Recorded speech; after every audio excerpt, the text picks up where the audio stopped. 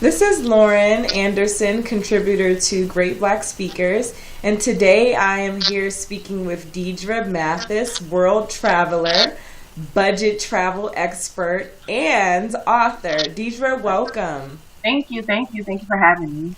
It is such a pleasure to be speaking with you today. First of all, tell us who you are.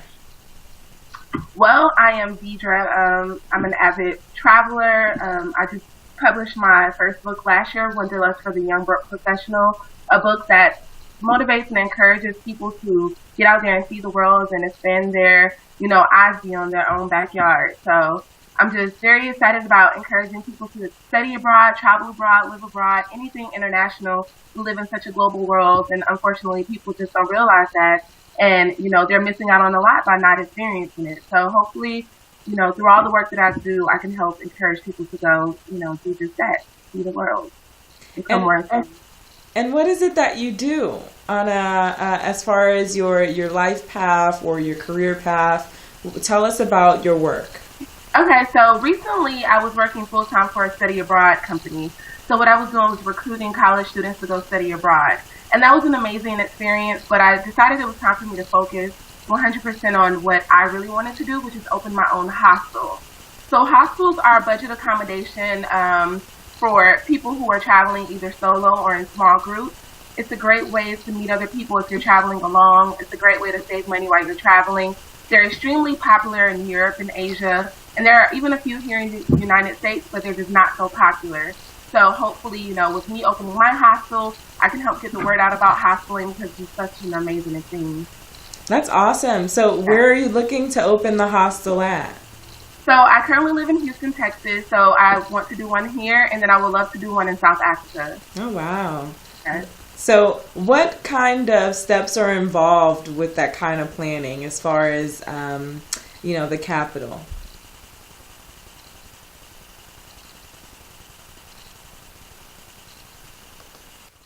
Okay. So there is tons of capital involved. So hopefully I'll be attending 2 conferences this year, and I'm looking for investors.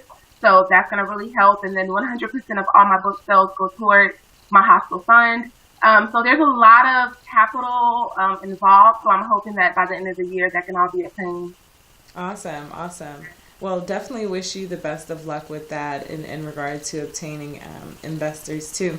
So tell me, what kind of resources do you offer or can you offer for discounted travel? So it's not me that offers the resources. Pretty much what I do is show people how to find the resources on their own. You would just be surprised, and I always use this example. I took a trip to Fiji. So when people think of Fiji, they think, oh my gosh, thousands of dollars. But it wasn't thousands of dollars. I did it very budget consciously. But I had a friend who took almost the exact same, trip as I did, and she spent, $3,000 more. So it's just a matter of doing your research on your airlines, picking the right time to go, your accommodation, so choosing wisely, because you can do a trip like Fiji for a week for less than, $1,500, $2,000, or you can do it for $5,000 like she did. So pretty much what I do is just show people and navigate them, when it comes to using their own skills to find, budget travel, when it comes to hotels, flights, rental cars, all of those things that, can help, make the cost of a trip, so much significantly lower. So that's in essence what I do. Is there a specific travel site that you refer people to? I mean, we all know the Expedias and the cheap travel sites. Is there anyone in particular that kind of encompasses all discounts? Well, no, there isn't. I mean, I use cheapoair.com, cheaptickets.com, skyscanner.com. But something that I really try to, preach to people is become loyal to at least 1 or 2 airlines. I did that for Delta, and I was able to fly to Greece for free. I was able to fly, a few domestic places for free.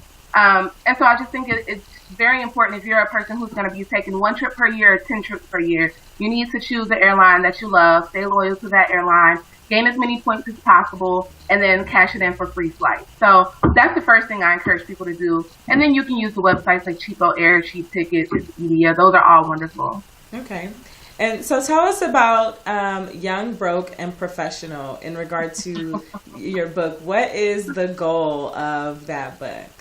So when I finished my master's degree, I knew that I did not want to go into the quote unquote real world. I had a real job. I worked for the government when I was living in DC. Was in grad school full time, and I mean, I had what people would think was an awesome life. You know, finished my master's pretty young, but I knew that I wanted to do something off the grid. I knew I wanted to take a gap year. So what I did was I saved very, extensively while I was in school for 2 years. And then when I graduated, I took all that money and I started my gap year. So, traveled, for a whole entire year, was writing my book, and it came down to the very end. I still didn't have a title for my book. And, I was just brainstorming. Everyone knows wanderlust is the strong desire to travel. And at that point, I was young and I was fairly broke, but I considered myself a professional. And so I just thought, oh my gosh, this is a perfect book for other people just like me. So Wanderlust for the Young Broke Professional was just born when I thought about, who could this book help? Who could this book inspire? Can it inspire anyone?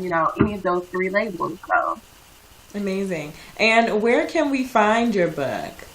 It is available on Amazon. So you can type in my name, Deidre Mathis. You can type in the title of the book, or you can actually go to my website, which is wanderlustybp.com. And there's a link that says buy the book. And people who buy the book through my website, they actually get their book signed. So if you buy it on Amazon, it just comes from the, from the publisher. But if you order it from my website, it can be signed by me. Okay.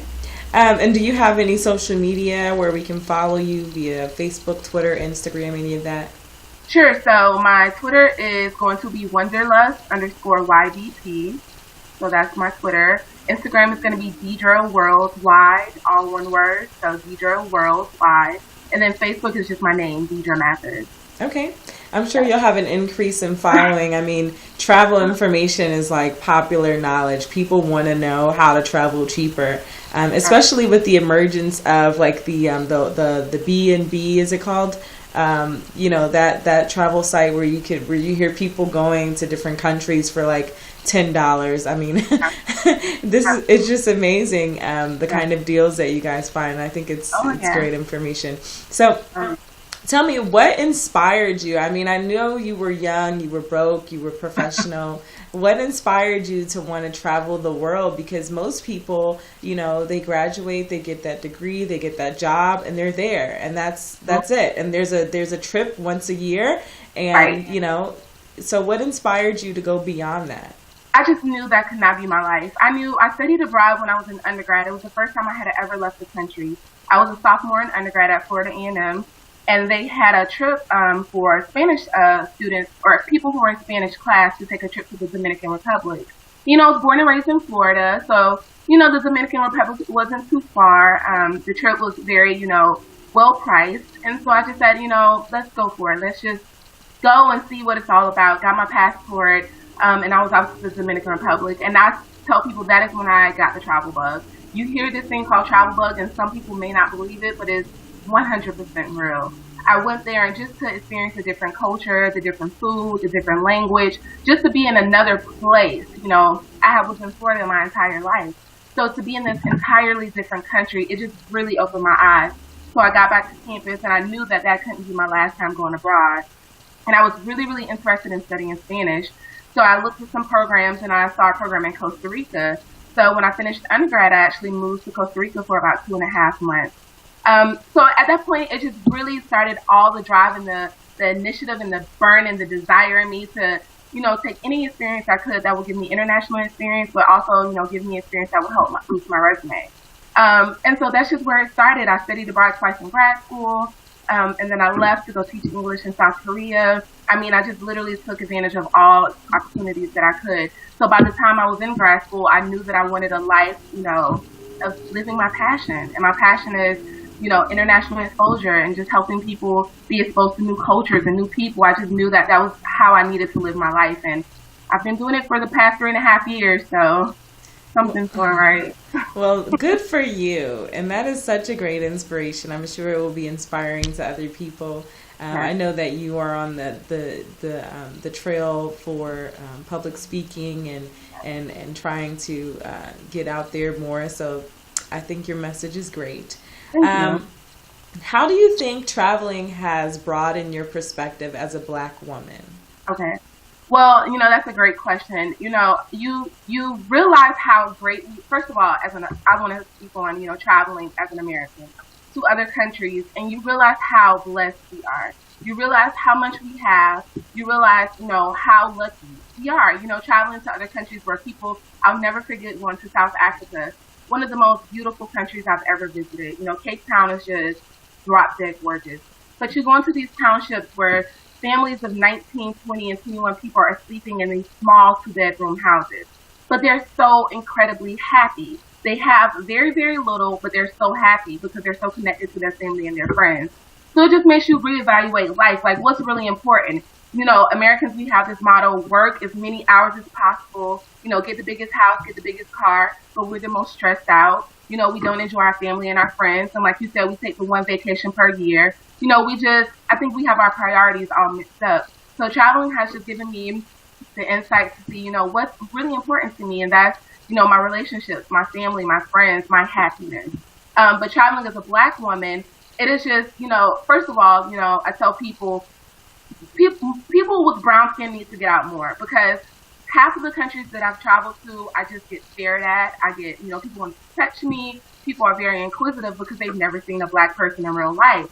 And so that's been very interesting, because people will usually pull me to the side and, they'll want to talk to me and ask questions. And I love that. I love being able to talk to different people in different countries.